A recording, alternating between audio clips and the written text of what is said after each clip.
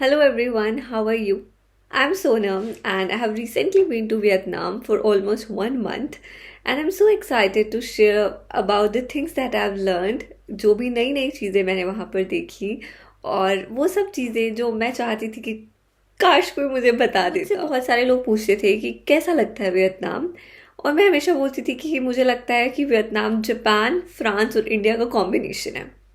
जैसे हम लोगों को अंग्रेजों ने आके कॉलोनाइज किया था उस तरह से उनको मेनली फ्रांस ने कॉलोनाइज किया था, लेकिन फ्रांस जब वर्ल्ड वॉर में बिजी था उस वक्त जापान आ गया था और जापान ने उनको कॉलोनाइज किया। आई गेस अगर आप वियतनाम जाओ तो उससे पहले उनके बारे में थोड़ा सा जान कर जाओ कि हाउ वाज वियतनाम, उस पे किस पावर ने उसको कॉलोनाइज किया, किस कंट्री का इन्फ्लुएंस उन पे रहा, then you can understand Vietnam more because you will see like Vietnam में सब कुछ बहुत ज़्यादा फ्रेंच इन्फ्लुएंस है, फ्रेंच आर्किटेक्चर है वहाँ पर क्योंकि फ्रांस ने उनको कॉलोनाइज किया था। प्लस वियतनाम की जो लैंग्वेज है वो रोमन अल्फ़ाबेट्स में लिखी जाती है, जबकि अगर आप थाईलैंड जाओ या मलई लैंग्वेज देखो या कोई भी आसपास में बर्मीज़ लैंग्वेज देखो, सबकी अपनी स्क्रिप्ट है। लेकिन वियतनाम की जो स्क्रिप्ट है it is like in Roman alphabets, probably due to influence from France.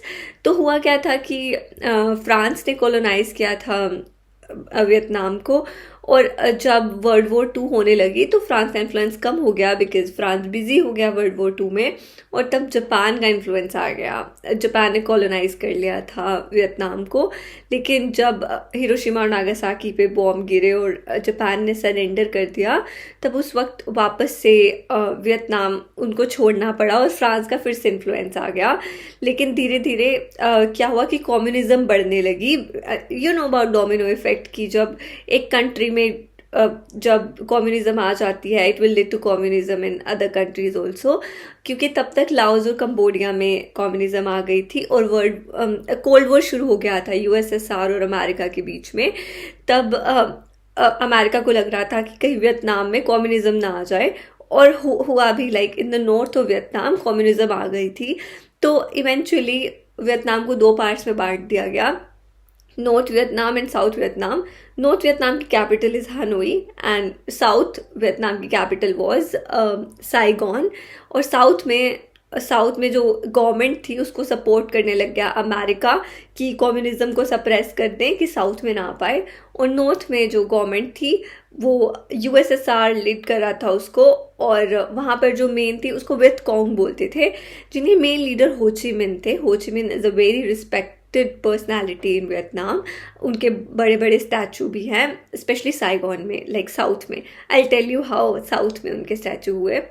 तो हुआ क्या था कि एक kind of like civil war सी वियतनाम में छिड़ गई। वियतनाम बट गया था दो हिस्सों में, लेकिन फिर क्या हुआ कि ये काफ़ी अराउंड 30 ईयर्स तक ये सब चला।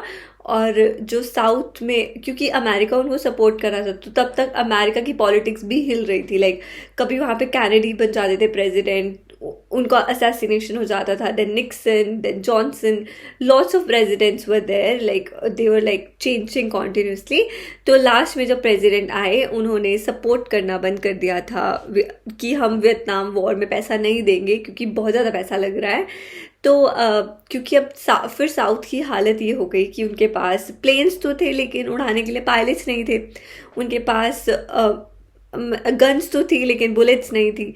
तो इसके चक्कर में नॉर्थ का जो इन्फ्लुएंस है वो साउथ पे ज़्यादा बढ़ता गया, एंड इवेंचुअली नॉर्थ ने साउथ को कैप्चर नहीं बोलते, ये लोग कहते हैं कि यूनाइट कर लिया। तो अल्टीमेटली वियतनाम यूनाइट हो गया 1975 में, और साइगॉन की कैपिटल चेंज करके जो मेन कम्युनिस्ट लीडर थे हो ची मिन उनके नाम पर कैपिटल बन गई। लाइक नाउ अब हम लोग उसको साइगोन नहीं बोलते, हम लोग उसको हो ची मिन कहते हैं। And you can travel Vietnam either from like Ho Chi Minh, which is in the south, to the topmost point, like not topmost point but the topmost point is like Sapa and all, but हम लोग Hanoi तक जाते हैं। तो Hanoi from Ho Chi Minh to Hanoi, either you can go or you can go from Hanoi to Ho Chi Minh. Like I'll highly recommend going from up to down, and while what I did was like मैंने नीचे से ऊपर गई थी, लेकिन ऊपर से नीचे ज़्यादा सही है because tickets are very less अगर आप हानोई जाते हो इंडिया से। तो बिकॉज मैं जापान से गई थी तो थोड़ा अलग थोड़ा सिस्टम है, but I tell you from India. So if you will go to Hanoi, then you can come all the way back to Ho Chi Minh. And साथ में ही बॉर्डर लगता है कंबोडिया का, लाओस का. You can visit that also. उसके बाद वहाँ से ये सब आप ट्रेन और बसेस से भी जा सकते हो, और पूरा वियतनाम भी आप बस से या ट्रेन से जा सकते हो. लाइक मैंने पूरा ट्रेन से और बसेस से किया था, मैंने कोई फ़्लाइट नहीं ली. जबकि कुछ लोग लेते हैं अगर if you want to save time, because trains काफ़ी लंबी होती है, लाइक 30 आवर्स की ट्रेन्स होती हैं, but very comfortable, very comfortable. Like उसके बाद अभी जापान भी मैं घूम रही थी, तो स्लीपिंग बसेस ट्रेन यहाँ पर भी उतनी अच्छी नहीं लगी मुझे जितनी वियतनाम में थी. Okay, so if you will go from there to Cambodia or Laos, then you can go to Thailand also. और ऊपर का Chiang Mai, Chiang Rai से होते हुए you can go to Phuket, and then from there you can go to Kuala Lumpur, Malaysia, and then to Singapore if you want to do that trip, like complete Southeast Asia trip. I wanted to do that, but कोई guidance नहीं थी. अब जाकर मुझे समझ में आया after talking to lots of backpackers कि वो ये सब कैसे करते हैं. और इसको अगर हम लोग वियतनाम से कंबोडिया, लाओस जाते हैं और उसके बाद थाईलैंड चले जाते हैं, तो उसको बनाना पैनकेक ट्रायल बोलते हैं. बनाना पैनकेक वहाँ पे काफ़ी पॉपुलर है, तो किसी बैकपैकर ने शायद नाम रख दिया होगा, और तब से it's super popular to do that. And mostly Europeans you will find doing it. और अभी म्यांमार यानी बर्मा जाना थोड़ा मुश्किल है because of the political situation. Otherwise people also go to Myanmar in these things.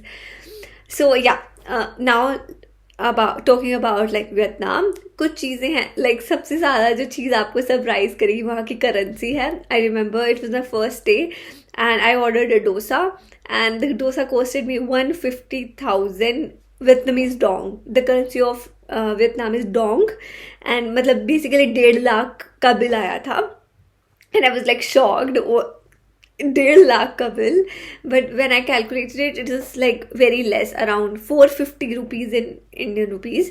तो बेसिकली सिस्टम ये रहता है कि 1 लाख डोंग का मतलब हमारे यहाँ के 300 रुपये होता है. मतलब 300 Indian rupees is equal to 100,000 या फिर 1 लाख डोंग. तो और वहाँ पे हर चीज़ इसी तरह से ही मतलब शुरू होती है. यू विल सी के फर्स्ट करेंसी, छोटी करेंसी वहाँ पे मैंने जो देखी थी वो 1000 डोंग की थी. 1000 डोंग विच इज़ जिसकी कोई वैल्यू नहीं होती. इट्स लाइक हमारे यहाँ का शायद 3 रुपया, if I am not wrong. तो आप लोग वहाँ पे ऐसा फील करोगे जैसे कि आप मिलियनर हो. इसके अलावा अगर मैं बात करूँ खाने की, तो खाना बहुत बहुत बहुत टेस्टी था and super healthy. Like one of the most healthiest food in the world is of Vietnam. Like Greece का भी काफ़ी हेल्दी होता है, बट यहाँ का भी काफ़ी हेल्दी होता है. ये लोग खाते हैं फो, मेनली इनका स्टेपल फूड है. Pho is basically like pho, PHO, that's how they pronounce. ओ अलग सा होता है इनका. तो फो जो ये खाते हैं, it is basically like noodles with lots of like other ingredients like chicken या फिर बीफ. पर अगर आप इनमें से जो भी चीज़ नहीं खाते, you can ask them to like not give you that particular thing. इसके अलावा बीन स्प्राउट्स होते हैं उसमें, और इट इज़ लाइक जैसे रामेन आपने अगर सुना हो, जैसे हम लोग जापान में रामेन खाते हैं. Ramen is thick, it's opaque, like हम आर पार नहीं देख सकते. But pho is like transparent noodles, और पूरा जो बॉल में जो पानी होता है that is also like transparent, आप अंदर देख सकते हो. तो और एक और बात, like if you will try pho in Ho Chi मिन, like in the south of Vietnam, and the pho you will try in Hanoi in the north of Vietnam, both are different in taste, like very different, you can feel it. इसके अलावा another staple food of them is bami. So it is basically like Subway, you know, like the Subway that we eat. तो उसी सब ऐसा इसलिए क्योंकि basically उसमें bucket use होता है, and as I told you like वहाँ पे फ्रांस का बहुत इन्फ्लुएंस रहा था. तो इस वजह से उन्होंने एक थोड़ा सस्ता तरीके का बकेट बनाया जिसको बामी बोलते हैं. तो उसको जैसे हम लोग कुलचा खाते हैं अपने वहाँ पे, बर्गर्स खाते हैं, it is basically like that. बीच में फिलिंग होती है. तो जैसे सबवे में हम बहुत सारी चीज़ें डलवाते हैं, इस तरह से वो भी बहुत सारी चीज़ें ऐसे एक ब्रेड से में डाल कर दे देते हैं. और it's very tasty and it's very मतलब 30,000 डोंग का आ जाएगा, 30,000 डोंग काफ़ी सस्ते में वो बामी आ जाती है। इनके अलावा इनका एक और स्टेपल फूड होता है, लाइक ये लोग क्या करते हैं कि चावल लेते हैं एक प्लेट में और चावल के ऊपर बहुत सारी सब्जी डाल देते हैं। लाइक ऐसे समझो कि हमारे घर पे जितनी भी सब्जियां बची बची पड़ी हैं वो सबको एक प्लेट में चावल के ऊपर डाल दो। तो ऐसा ही उनका स्टेपल फूड है to stay healthy, to get all the carbohydrate, fat, mineral, vitamin in one plate, they do that. और साथ में सूप भी देता है एक, जो कि मुझे लगता है कि ईस्ट में थोड़ा कल्चर ही होता है। लाइक जापान में भी हम लोगों को मिसो सूप देते हैं, तो वैसे वहाँ पे भी एक सूप दे देते थे, बीच में कद्दू या तोरी वगैरह कुछ होती थी, और वो भी काफ़ी क्लियर सूप होता था। बट आप पूरा ये खाकर फील करते हो कि इट्स सुपर हेल्दी, कि आपको कोई बीमारी नहीं होगी, कि हमने बहुत अच्छा खाना खा लिया है। तो I use to feel like that. और वहाँ पर अबंडेंस में होता है dragon fruit. My god, I have not eaten that much dragon fruit in my life जो हमने वहाँ पर खाए। बहुत बहुत सारे ड्रैगन फ्रूट और बहुत बहुत सस्ते रेट पे। एंड मैंगो बहुत ज़्यादा सस्ते रेट पे, क्योंकि थाईलैंड पास है इनके, तो they use to import a lot of mangoes also, because mangoes in Thailand are super famous. So the three things that I ate the most was like first dragon fruit, second mango, and third was coconut. Coconut भी वहाँ पे बहुत popular है, तो आप पूरा दिन coconut water और ड्रैगन फ्रूट और इन सब पे बिता सकते हो आराम से।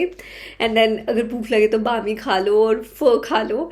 तो it's like good country to live in. और सबसे अच्छी बात थी कि वियतनाम में बहुत सारे इंडियन रेस्टोरेंट्स थे। इंटरेस्टिंगली मैं जहाँ पे भी रह रही थी वहाँ पर हर जगह आसपास कोई ना कोई इंडियन रेस्टोरेंट मिल ही जाता था वॉकिंग डिस्टेंस पे। तो it was super convenient for me to eat Indian food, though because I am living in Japan from like almost 6 months now, so I was like literally craving for Indian food, because Japan में और जहाँ पे specially हम रह रहे हैं वहाँ पर Indian food मिलना is like super tough। तो in Vietnam I just ate all the Indian food that I could। और अगर अब बात करें ट्रांसपोर्टेशन की, तो like transportation in Vietnam is so nice, like so convenient. You can use Grab anytime, like Grab जैसे हमारे यहाँ पे ओला उबर होता है, वैसे वहाँ पे Grab and Gojek है। I highly recommend you to download these apps। तो आप कहीं पे भी जा रहे हो तो मतलब just you can do Grab at very less rate, you can be there। Grab, yeah, you can do a Grab bike also, like basically एक person आएगा और वो आपको हेलमेट वगैरह दे देंगे और आप उनके पीछे बैठकर बहुत सस्ते में अपनी लोकेशन पर जा सकते हो। बट वियतनाम का ट्रैफिक इज लाइक हाय तोबा, it's worse than India. Like I can bet, like मैं दिल्ली में चांदनी चौक में हम लोग जाते थे तब मैं बोलती थी इतना अजीब ट्रैफिक है, लोग कैसे चलते हैं यहाँ पर। बट वियतनाम का देखकर वो बहुत सुपीरियर क्वालिटी लगने लगा मुझे कि, और बाय गॉड लाइक मैंने जब ग्रैब बाइक की थी हो ची मिन में फ्रॉम माय होटल, मतलब जहाँ मैं हॉस्टल में मैं रह रही थी वहाँ से लेकर Landmark 81, I tell you about Landmark 81 later. It's like a very big building जिसके ऊपर से आपको पूरा हो ची मिन दिखता है। तो जब मैं वहाँ पर गई एंड पूरे रास्ते और उससे सडनली ना बारिश शुरू हो गई और मुझे कुछ नहीं दिख रहा था, बस एड्रेनलिन रश हो रहा था। इतना ज़्यादा ट्रैफिक मैंने कभी नहीं देखा, और लिटरली लोग मेरे बिल्कुल यहाँ से टच करके अपनी बाइक्स लेकर जाते थे। तो आई वॉज लाइक सुपर स्कैर्ड। मतलब मुझे जितने भी भगवान का नाम याद था मैंने सारे के सारे भगवान याद कर लिए थे उस वक्त। It was super scary. तो टेक इट ऑन योर। और फिर मैंने एक मेरे वियतनाम में मेरे सीनियर रहते हैं, literally call him and asked like कितना रेट है यहाँ पे एक्सीडेंट होने का, कितने लोग मर जाते हैं इधर। एंड ही वाज लाइक नहीं ऐसा नहीं होता, लाइक हम लोगों को इतनी आदत है इस तरह से अपनी बाइक्स और कार्स चलाने की कि एक्सीडेंट्स नहीं होते हमारे यहाँ पे। मतलब it's normal, you can chill. To avoid that I recommend you to take Grab cars instead of Grab bikes. या तो इसके अलावा अगर if you want to change the city, for example अगर आपने प्लान किया कि आप हो ची मिन से you want to go to Dalat और you want to go to Mui Ne और you want to go to Danang, कोई अलग जगह पर आपको जाना है, then it's super convenient to go to the tour like बहुत सारे वहाँ में ना टूरिस्ट वाली शॉप्स होती है जहाँ पर ट्रिप एडवाइजर्स वाले बैठे होते हैं कि आओ हमसे रिकमेंडेशन ले लो या हम तुम्हारे लिए कोई बुक कर देते हैं बस वगैरह. तो you can bargain with them a little but I am sure it is very good because मैंने मोस्टली वहीं से ही किया था. लाइक अगर मुझे जाना होता था लाइक मुइने तो the charge they took us from was like 200,000 dong to go to Muine from Ho Chi Minh. While when I checked online and everything, it was like 180,000 dong. तो इट्स लाइक कमीशन वो इतना ज़्यादा नहीं लेते but convenience इतनी ज़्यादा हो जाती है कि वो आपको आपके जगह से लेने आएंगे, आपको बस स्टैंड खुद छोड़ेंगे, आपको बस दिखाएंगे.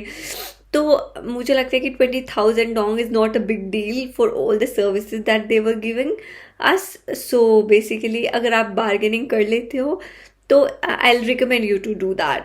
सो yeah don't worry about taking night buses because काफ़ी कन्वीनियंट नाइट बसेस होती हैं वहाँ पर. लाइक एक जैसे बेड जैसी सीट दे देते हैं पूरी. Like you can lay down completely, you can stretch your legs completely and it's like super convenient. You can sleep. मुझे लगता है कि वैसे I feel motion sickness very much कि कार वगैरह में मुझे वॉमिटिश सा फील होता है लेकिन when I was traveling in those buses I was even able to read a book. Like it's a big deal for me because motion sickness जिनको होती है they cannot, वो मोबाइल भी नहीं देख सकते और तो बुक रीडिंग करना तो is like a very another thing. But I was able to read a book during my bus journey, so it was like I highly recommend the buses that run across intercities in Vietnam. They are like super good, and so does the train. Like later I took a train from Da Nang. Yes, Da Nang to Hanoi. To reach Hanoi, I took a train, and the train was like super convenient also. So I highly recommend taking trains also in Vietnam. And if you have an option like bus lo ya train lo, तो always choose train because it's like more convenient. Now, video कुछ ज़्यादा ही लंबी हो गई है so I don't want to talk about the tourist places now, but I will tell you like Vietnam has everything to offer. All the way from deserts in Muine to like wonderful beaches in Hoi An, Da Nang, everywhere. Like they have a very beautiful Halong Bay when we go to Hanoi, and there's like dragon bridges in Da Nang. There's like the wonderful hill station like weather in Dalat, and they have like amazing food to offer as I've already told you. So yeah, if you're planning to go to Vietnam, then just don't think twice and just come here. It's like a wonderful place and you will never regret. So yeah, we will talk about the tourist places one by one in some another video. I hope this video would help you to like understand and connect to Vietnam better.